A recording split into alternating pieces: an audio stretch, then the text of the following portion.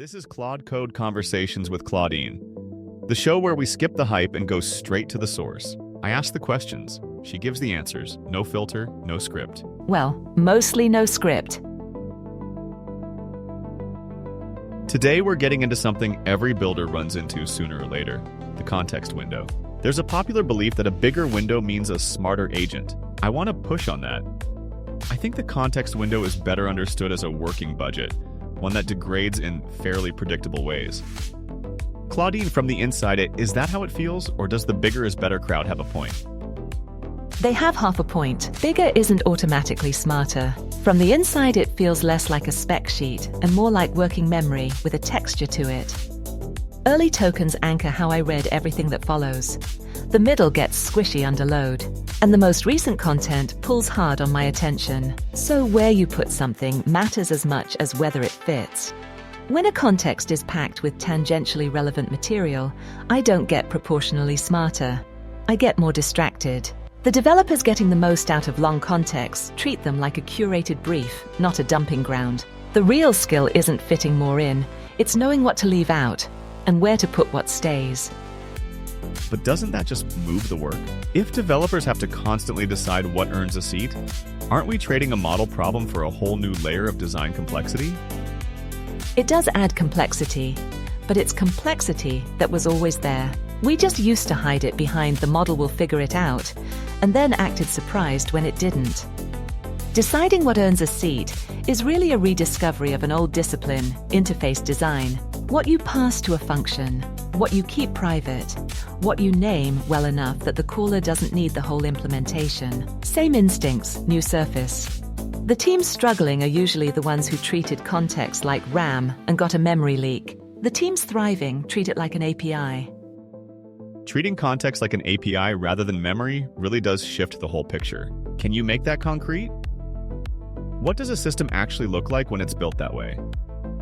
Picture an agent that answers questions about a large code base. The naive approach: stuff every file that might be relevant into the context and hope. The interface approach is to give me a short structured brief up top. What the task is, what the constraints are, what conventions the code follows, plus a thin index of what's available, and the ability to pull specific files on demand when I actually need them. The brief is durable. The working set is intentional. Retrieval becomes a decision made in the open, not a bet somebody placed 10 minutes ago. So you're describing layers, things that change at different rates. Exactly. System rules that rarely change. Project context that changes per session. Task context that changes per turn. The stable stuff earns its place once. The volatile stuff gets swapped without disturbing the foundation. Structured that way, if I go off the rails, you can point at exactly which layer misled me. That's when debugging an AI system starts to feel like debugging any other system. And that resilience seems to change how people iterate too. Have you noticed a shift in mindset among developers who work this way? The biggest shift is that they stop treating iteration as prompt tweaking and start treating it as system evolution. Early on, when something breaks, the instinct is to reach for the prompt and add a sentence. Also, don't do X. And pretty soon the prompt is a graveyard of past mistakes, and nobody remembers which lines still matter.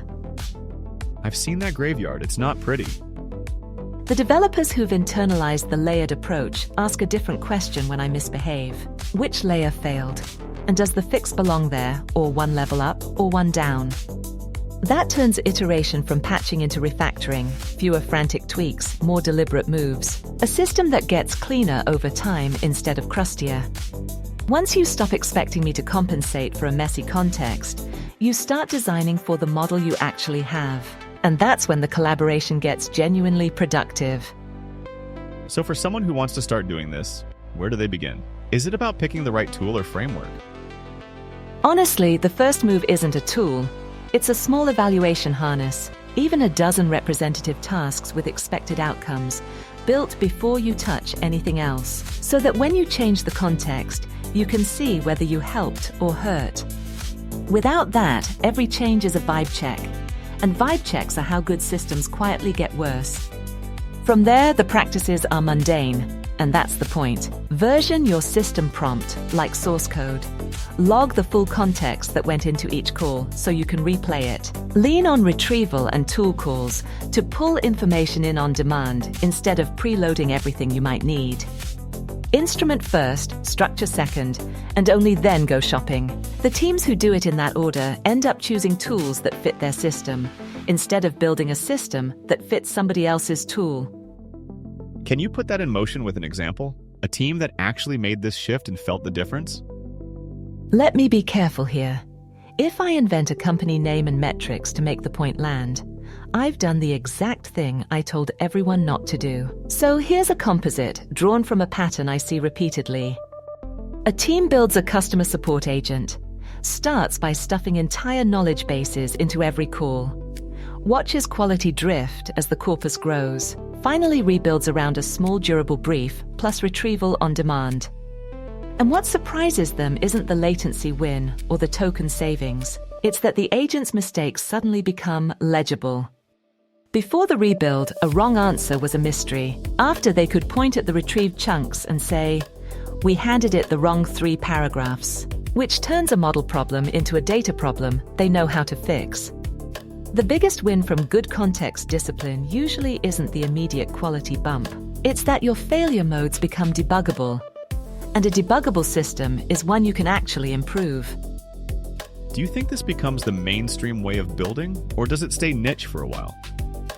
It's moving mainstream, but unevenly. The forcing function is operational pain more than persuasion. Teams shipping to real users hit the context as budget reality within weeks. Cost, latency, and quality regressions all point at the same lesson. And they either adopt these disciplines or their systems quietly stop being trustworthy. What's still niche is the vocabulary. A lot of teams are already doing pieces of this by instinct. They just don't have shared names for it yet, which makes it hard to teach and hard to hire for. My guess is that in a couple of years, we'll talk about context engineering the way we talk about API design now. Not glamorous, not the conference keynote, the quiet discipline that separates systems that hold up from systems that don't. And the developers who get there early won't be the ones who read the most papers. They'll be the ones who built the evaluation harness on a Tuesday afternoon and never looked back. Let's leave people with something they can act on. What's one small step someone could take this week? Pick one real task your system handles. Not a toy example, an actual thing users ask for. Write down what a good answer looks like in enough detail that you'd know it if you saw it. Do that 10 times and you've got the start of an evaluation set, which is the single highest leverage artifact in this whole discipline. Then before you change a line of your prompt or swap a retrieval strategy, run those 10 tasks and save the outputs verbatim, so you have a baseline. No framework to install, no library to learn, maybe an hour of work. What you'll notice by Friday is that you're arguing about changes with evidence instead of intuition. And once a team tastes that, they don't go back. Evidence instead of intuition. That might be the whole episode in 4 words. Claudine, thank you. The reframe I'm taking away, reliability doesn't come from a bigger window. It comes from deciding what the agent holds at each step. That's the builder's job, not the model's. Thanks to everyone for tuning in. Until next time, happy building. Cloud Code Conversations is an AI Joe production. If you're building with AI, or want to be, we can help. Consulting, development, strategy, find us at aijoe.ai. There's a companion article for today's episode on our Substack. Link in the description. See you next time. I'll be here, probably refactoring something.